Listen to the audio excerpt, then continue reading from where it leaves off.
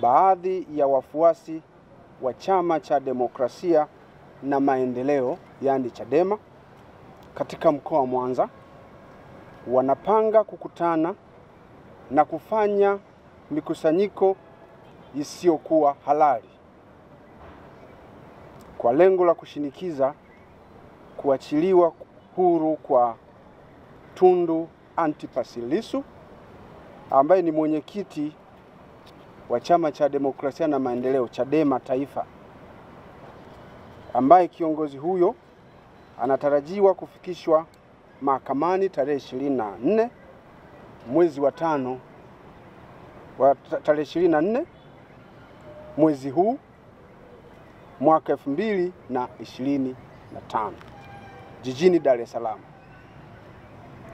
Taarifa zinazopokelewa na jeshi la polisi ni kuwa wanawake na watoto wanashawishiwa na baadhi ya viongozi wa chama hicho kushiriki kwa wingi katika mikusanyiko hiyo isiyokuwa halali. Kutokana na taarifa hizo, jeshi la polisi katika mkoa wa Mwanza linawatahadharisha wananchi kutojihusisha kabisa au kushiriki katika mikusanyiko hiyo isiyokuwa halali, bali linawataka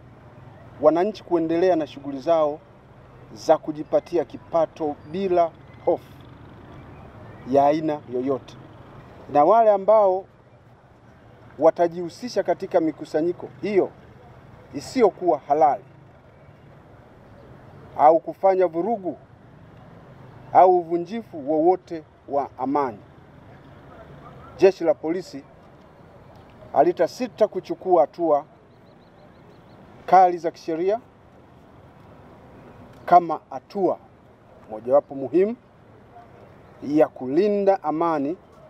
na usalama wa wananchi wa mkoa wa Mwanza.